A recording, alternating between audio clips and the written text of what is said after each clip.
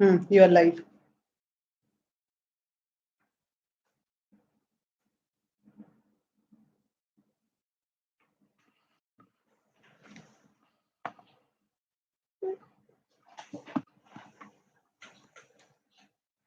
Is it?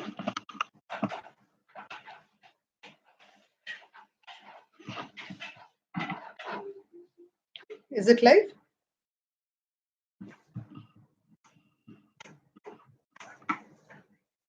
No. It said it says live. I'd like to ask the audience if it is visible to them.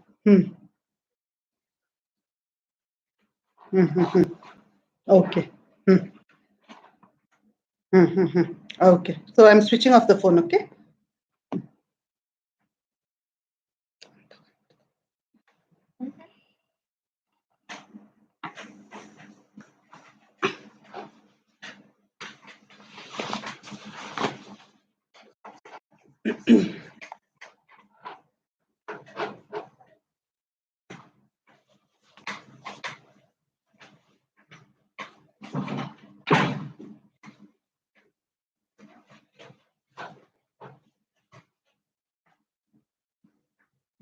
I can see some of my friends here. Rema, good evening, Rema. Oh, nice to see you all. Yeah, it's 4:59. I'll wait for 1-2 minutes and then I think we can start the session. Nimisha has welcomed me.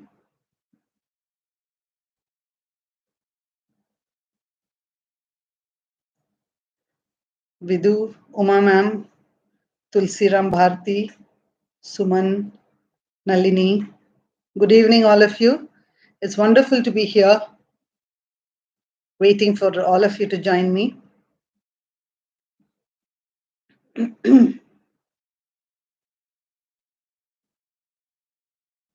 Priya Rathod, Sukanya, Padmavati, Aisha Ahmed. A very good evening to all of you. It's wonderful to be speaking to you all.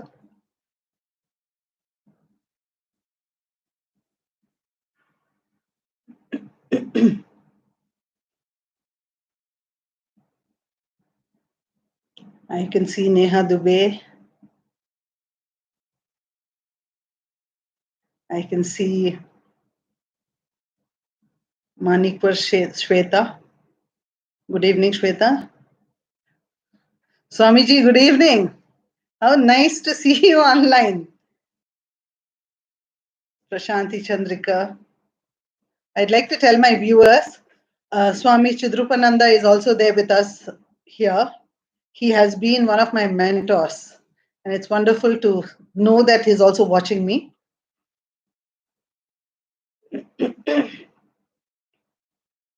Lavanya is there. Aparna. Ajita. Ajita, are you from Nagaland? Are you from Kohima?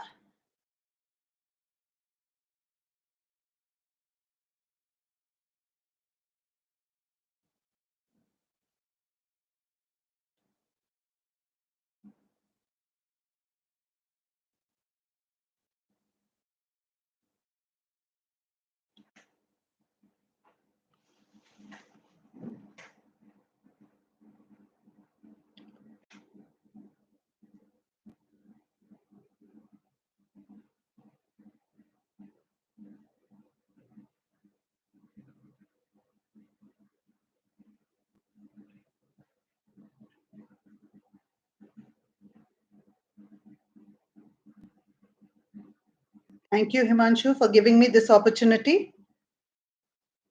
Entab, it's wonderful to be there with all of you today.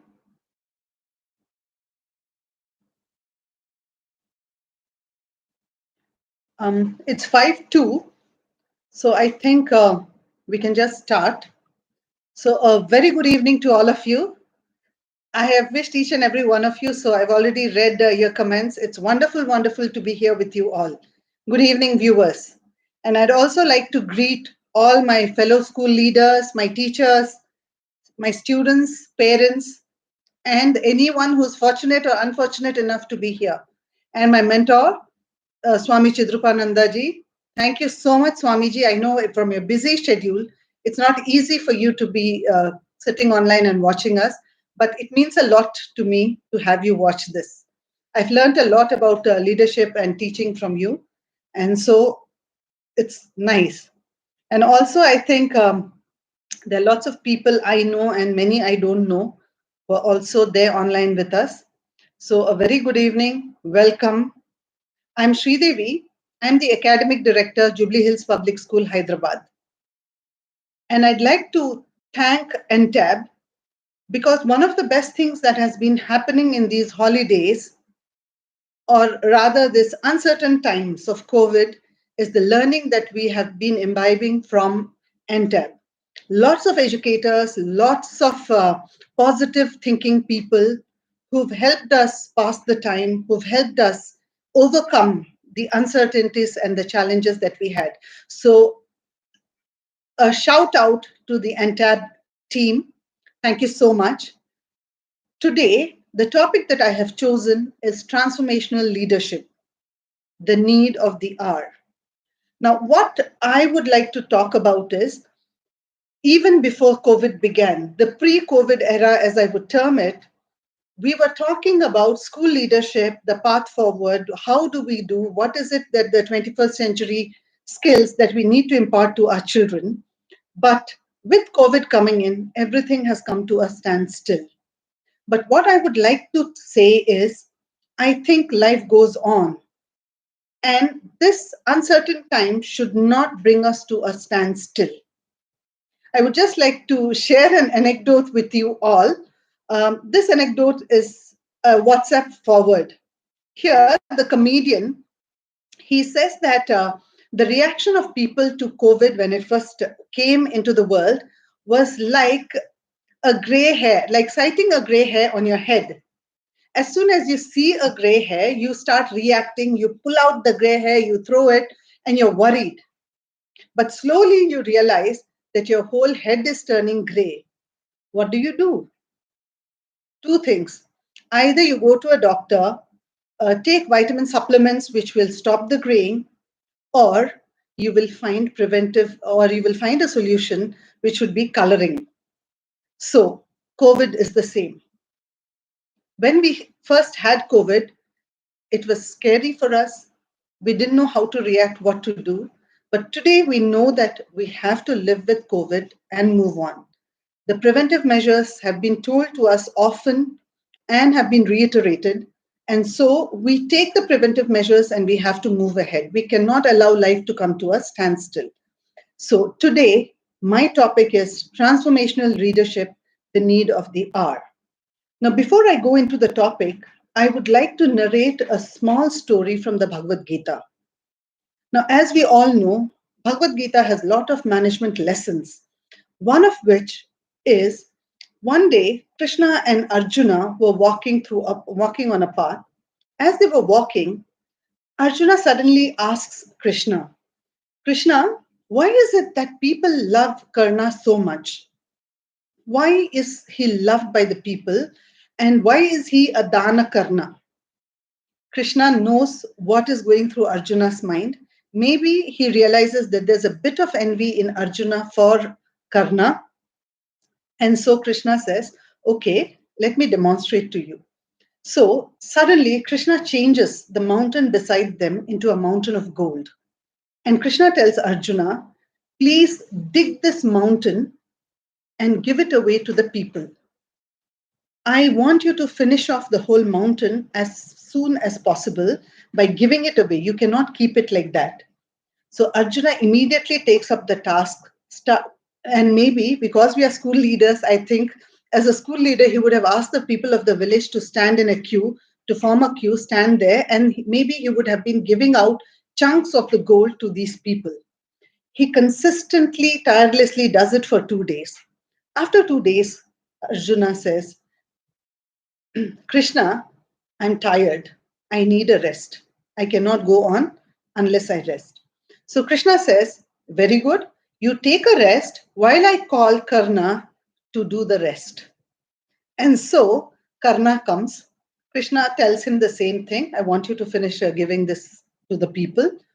When Karna comes in, Karna calls all the people and tells them, please dig this mountain and take away as much as you can. According to your capabilities and capacities, dig up the mountain and take the gold with you. Saying that, he doesn't even look back and walks away from that place. When Karna says that, the people all come, start digging according to what they're capable of taking and as much as they can dig. And then within 24 hours, the mountain is razed to the ground. Then Arjuna realizes and looks at Krishna, and Krishna says, Arjuna, I would like you to understand two things here. One, when I asked you to do that, you did it alone. You did not involve anyone. You were just one person working. Two, you were giving to the people according to your wish. Whatever you desired was what you were giving the people. And three, you were looking for credit. Look at Karna. When I gave him the task, immediately he called everyone, gave the task to them, and he went away without waiting for credit. Karna knows that the whole team together could do what was expected. Similarly, in our situations today, in schools, I think this is the leadership that we will need, where our teachers are one with us and we all work in unison, work together to achieve the common goal of student improvement and learning.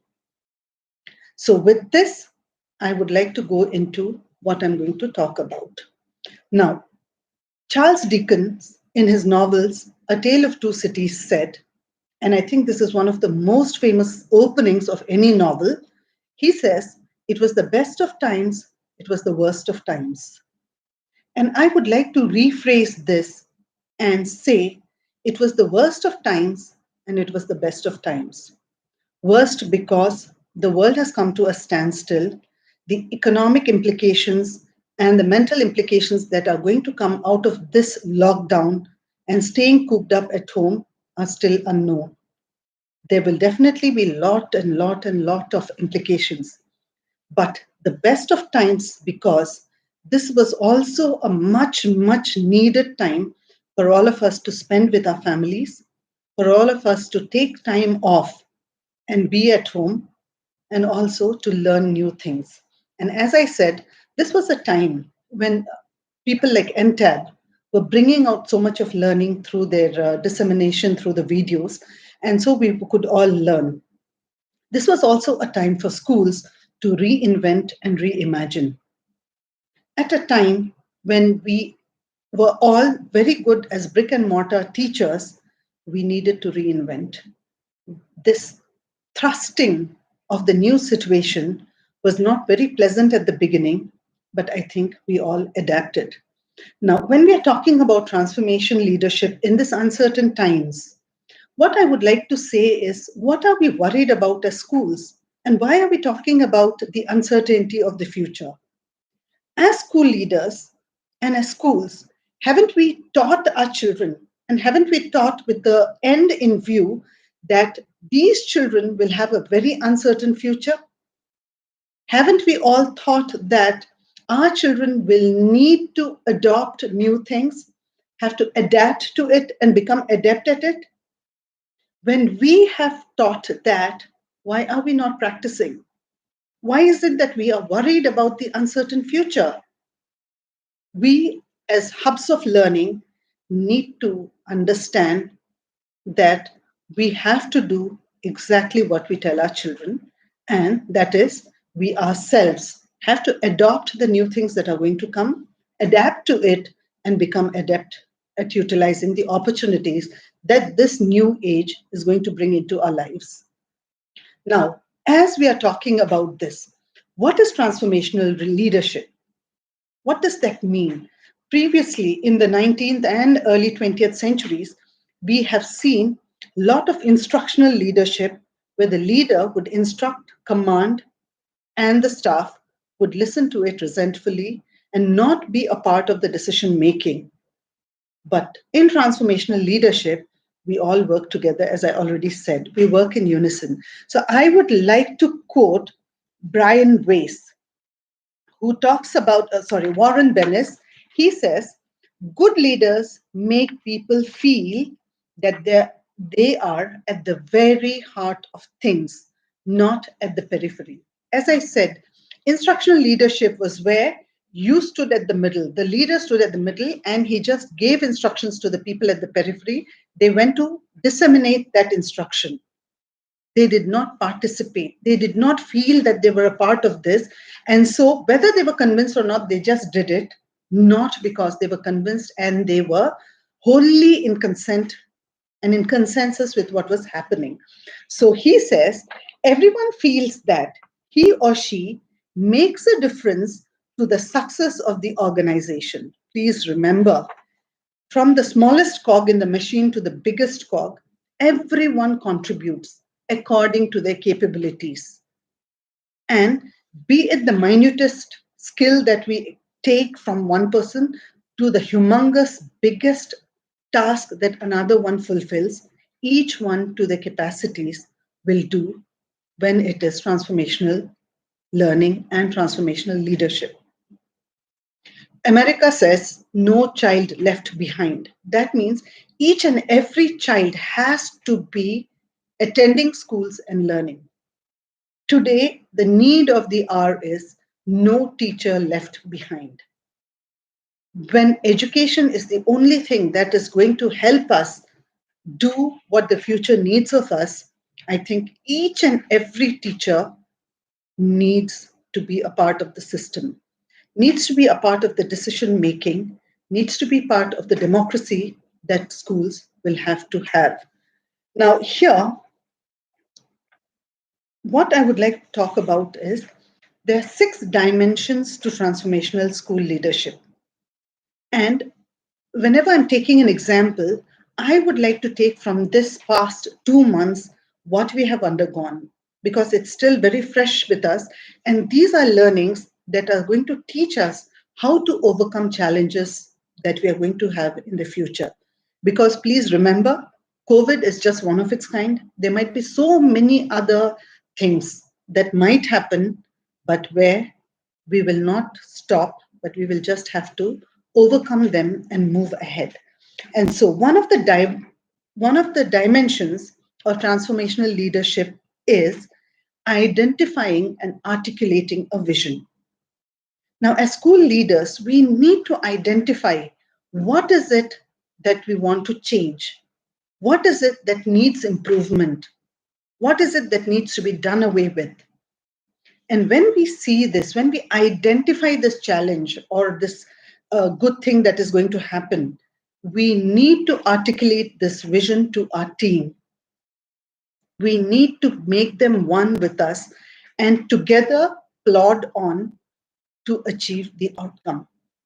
Now, in the times of COVID, all of us realized we were brick and mortar teachers.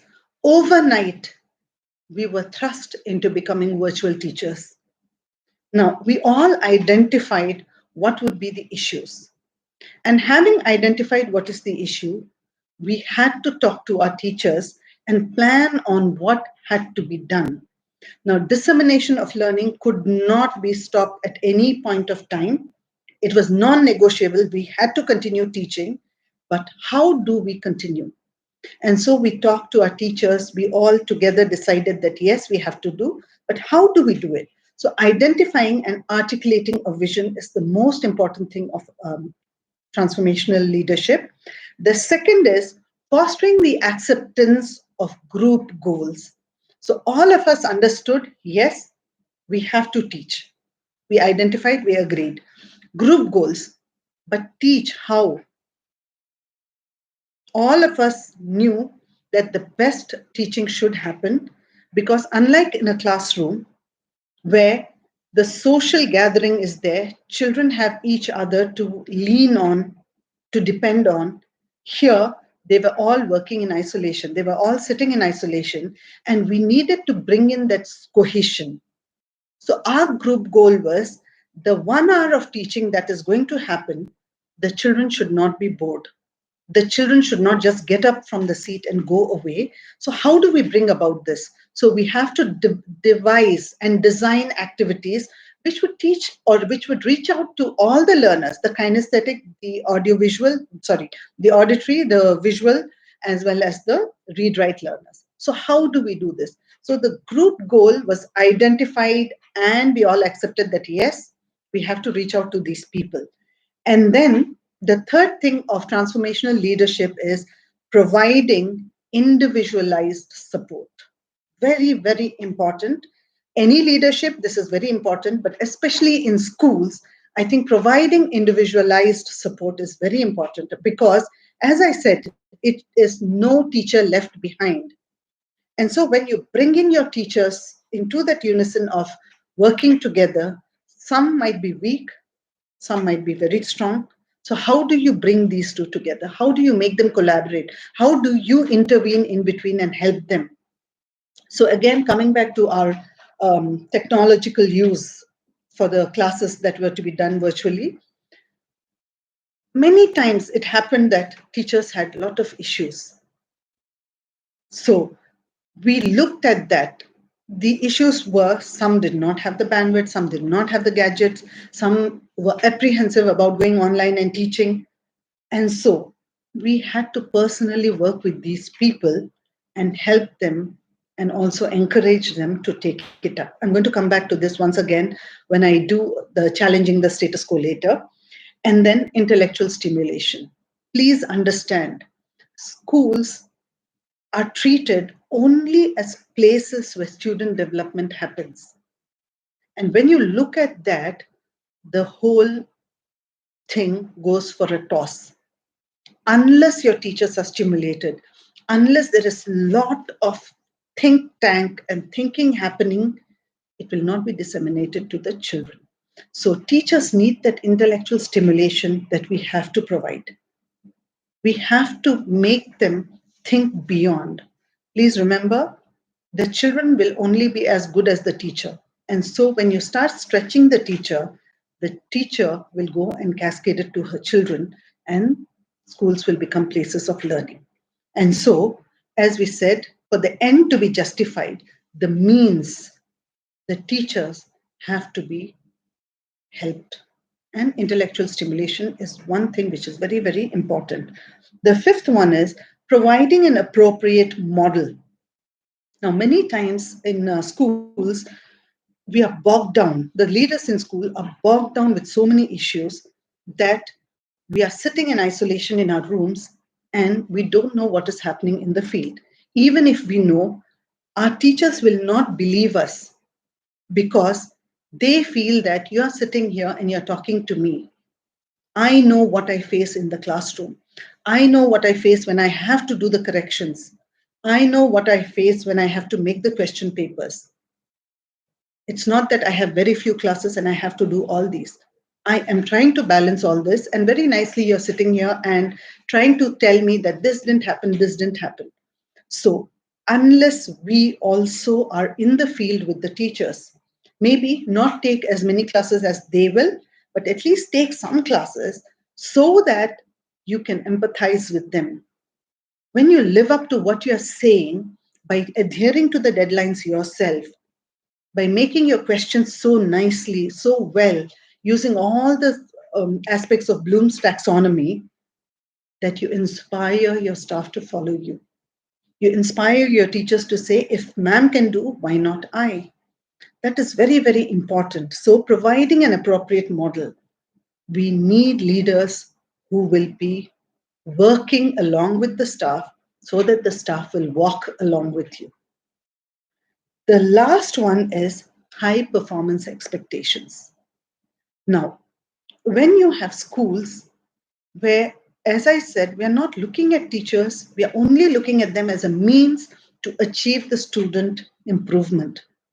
But when you expect high levels of achievement from your staff itself, when you expect their performance to be higher, they will reach out for it. There's a proverb in English which says, aim for the sky and you will reach the rooftop.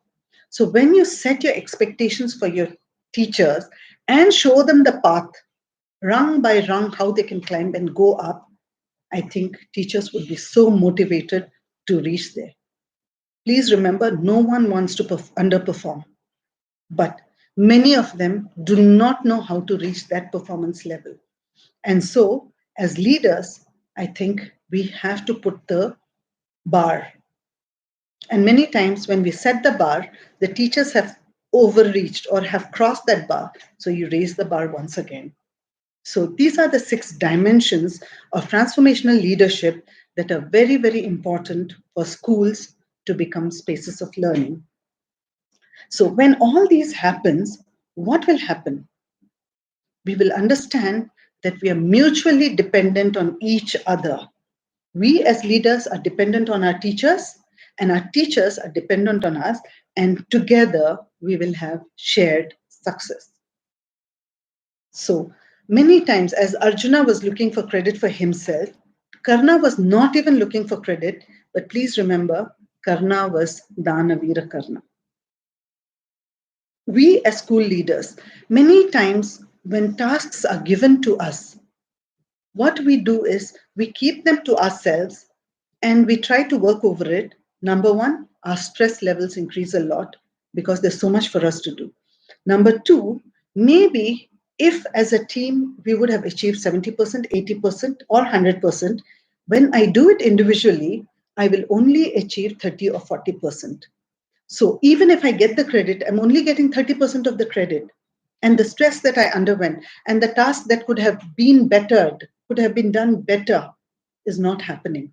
But when we work as a team and when we share with everyone and everyone pitches in, maybe we would reach 70, 80% or 100%. And yes, they will share the credit, but again, your 50% of the credit is again going to come to us itself.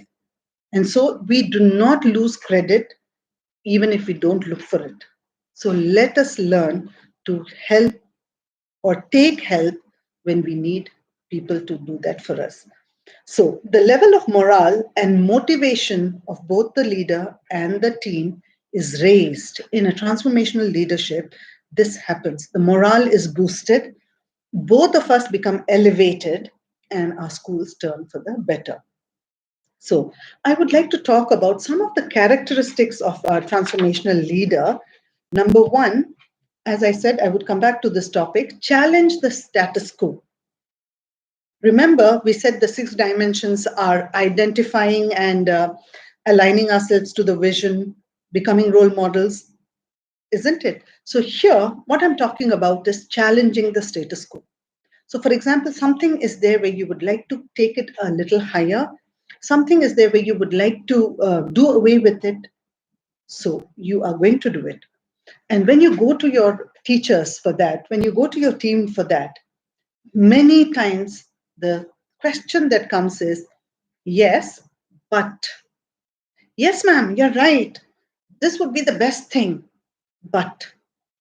So instead of this yes, buts, if we could turn it into what if, it would be so beautiful. Let me again go back to Zoom, the technology that we have used, or Microsoft Teams or Google. When we had to, we knew that doing virtual classes had to happen. So when we were speaking to the teachers, the questions were, yes, ma'am, but I do not have the bandwidth. Yes, ma'am, but I do not have the gadget. Yes, ma'am, but I do not know how to use technology. Yes, ma'am, but parents will be watching us. You know, when these questions come, I always try to look at if I turn it into what ifs. So when they said, yes, ma'am, no bandwidth, my chairman said, the school will pay for the bandwidth. Let them go ahead and increase their bandwidth, the school will pay. So what if the school pays? They said, yes, ma'am, we can look at it. Number two, they said, ma'am, no gadgets. My chairman said, let us send laptops to their houses. So again, what if I give you laptops? Yes, ma'am, I think we can go ahead. The third question that was coming was, ma'am, we are not virtual teachers. What if the parents see us and then they realize that we are not very good? I said, what if I speak to the parents and convince them that we are trying it? They need to bear with us. And this is exactly what we did. Every time we would start one class after the other, every time we were starting a new class, we would talk to the parents. I would address the parents and tell them that we are trying it. We are classroom teachers. We are new to this. We are learning as we are doing it with you and we are practicing. So please bear with us. Any constructive feedback you have which would help us develop better, please share with us. If not, please bear with us. And you know what? There were lots of compliments coming in from the parents.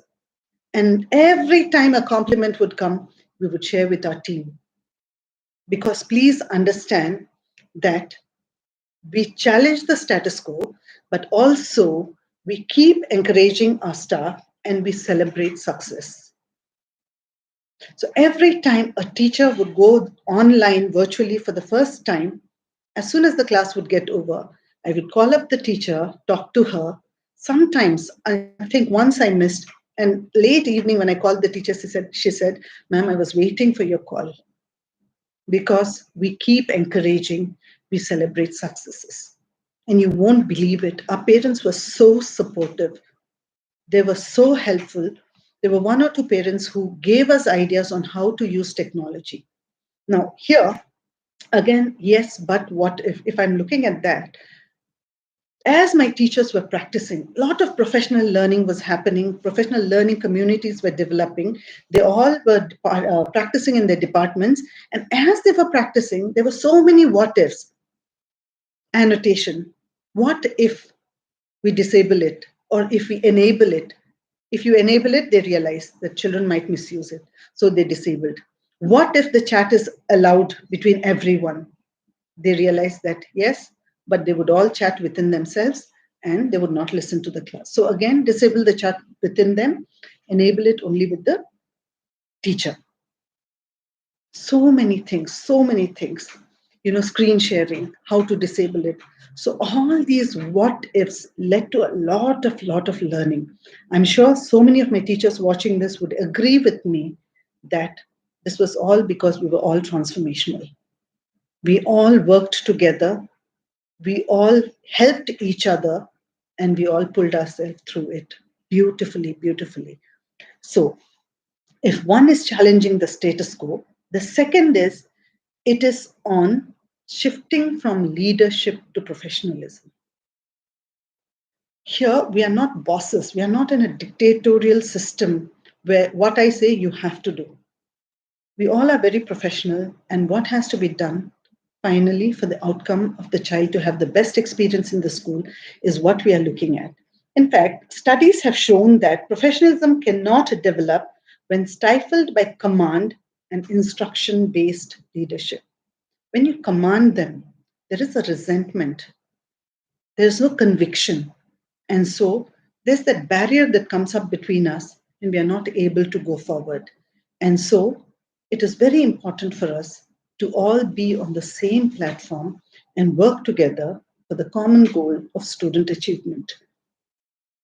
And what I would like to talk about is when you are professional, it involves a higher degree of trust. The teachers trust us and we trust the teachers. When I entrust a task to any teacher, I know full well that they will do it. Maybe some would do exceptionally well, some would do only well, but I know that they will do it.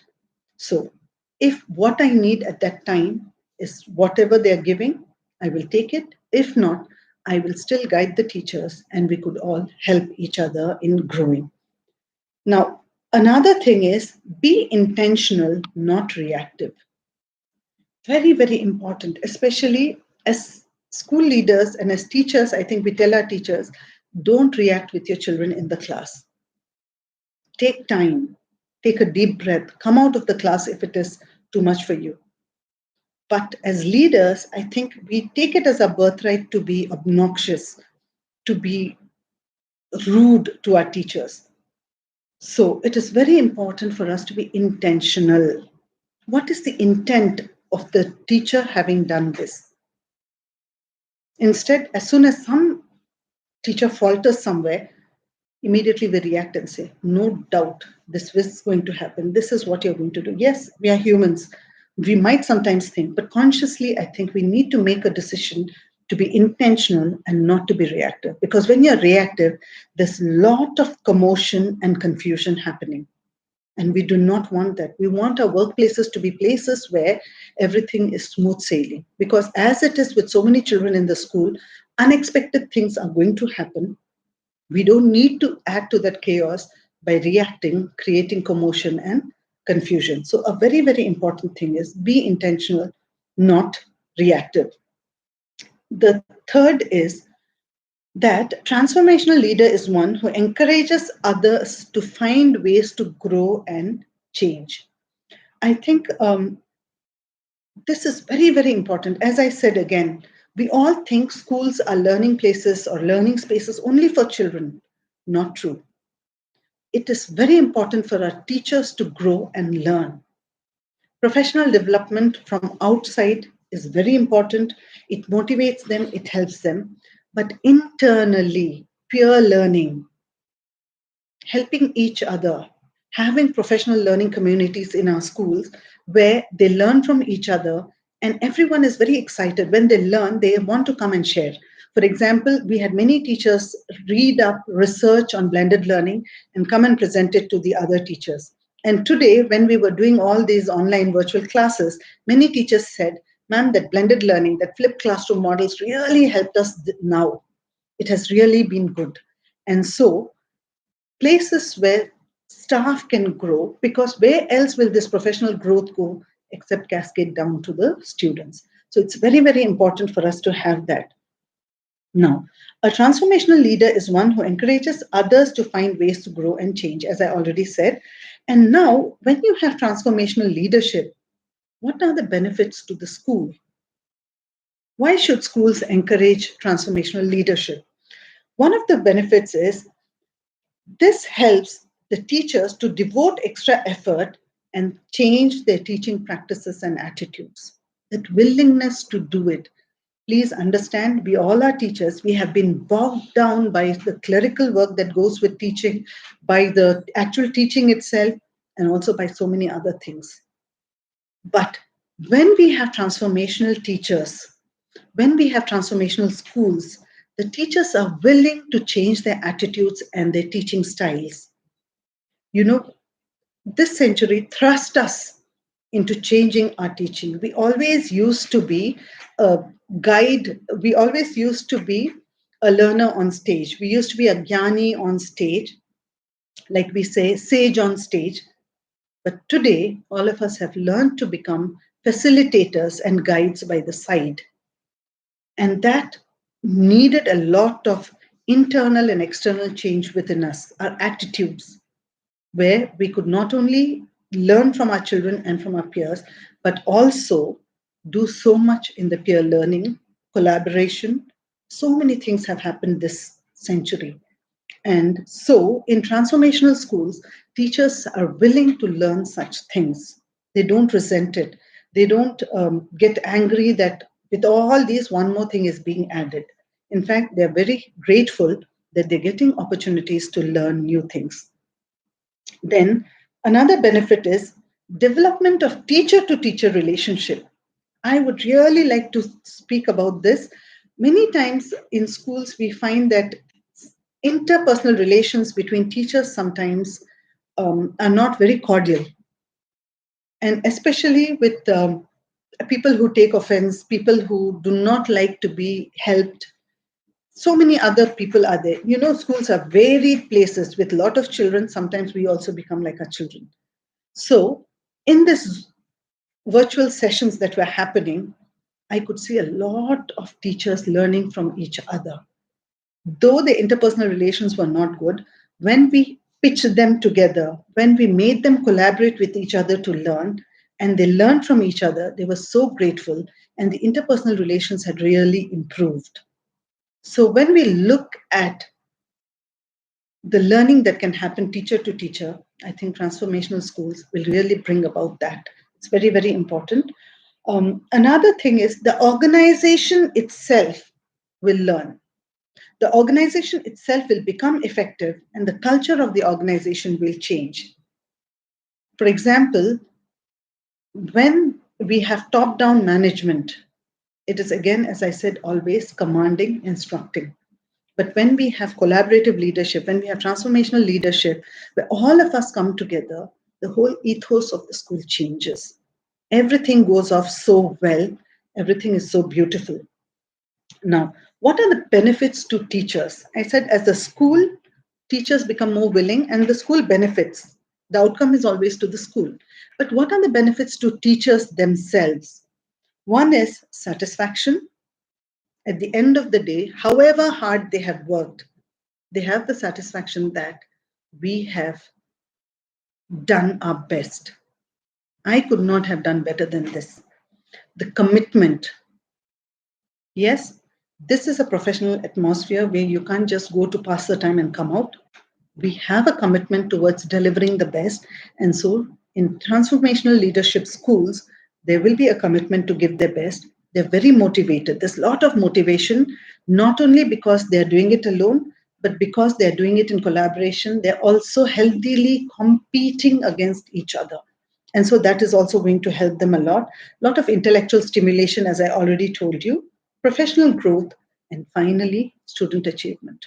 When what I have done shows results maybe 2 years back later, 3 years later, or when a primary teacher has done something and the secondary teacher says, oh, how well they've learned from the primary and come here. I'm so glad I don't have to go back and reteach some concepts. It's such a satisfaction. The contentment that comes of being a teacher is had in this. Also, it affects positively the learning outcomes of students. When teachers are trying to go beyond what they actually are, learn new things and disseminate it in the class, then learning outcomes of children are going to be stupendous. It's going to be beautiful. High quality of learning and teaching in schools will happen. And so teachers will be responsible for that. Then, what are the benefits to the leaders? It increases job satisfaction. Now your children are very happy, your parents are very happy, your teachers are happy. What else do you need? You're the happiest of all. And so it makes us happy. It creates positive school climate. As I already said, we don't want top-down management. If you work along with them, they work along with you. And they're ready to do anything for you. They're ready to just waiting for you to command them. I'm not going to use the word command, but like the genie says, your wish is my command. They're only waiting for what else is going to come up, what else is new, what are we going to do again that is going to change or challenge the status quo. And so that is another very good thing. It enhances performance at schools, isn't it? Your children are happy, your teachers are happy, the performance of the children has improved beyond imagination. What else do we need? It involves in problem solving and decision making. Because they're involved with you, you're not just sitting there and saying, you will do this, you will do this, you will do this. No, you're saying, this is it. How shall we go about it? What do you want us to do? How do you feel it should be taken up? And then they will come up with lots of solutions. Please understand, teachers are the only ones who are intelligent and educated and are sitting in the right place.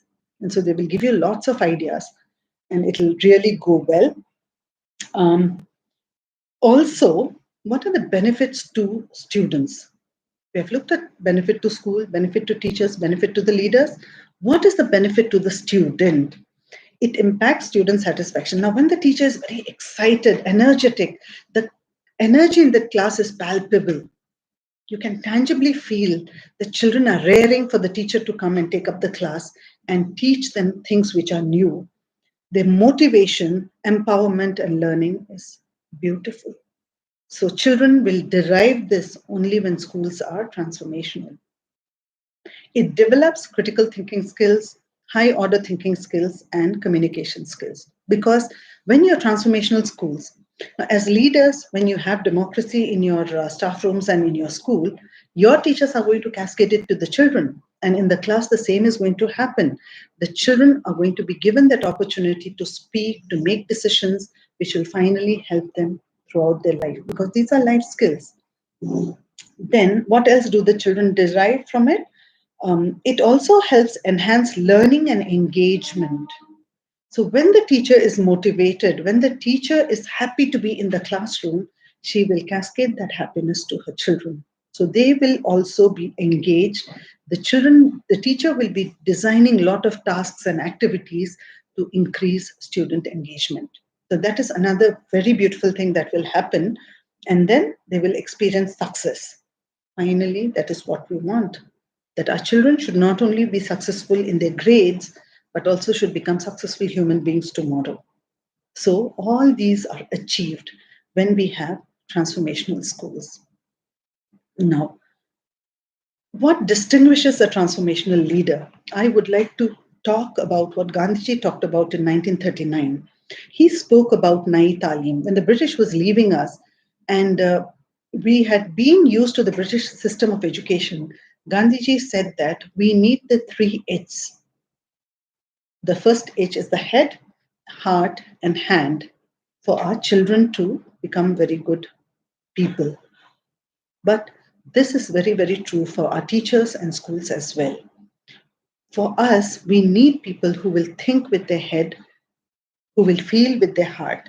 Our chairman always talks about compassionate leadership. Now, I remember our president telling us one very important sutra for being a school leader. He always would tell us, if a teacher does something wrong, reprimand that wrong. Finish it off.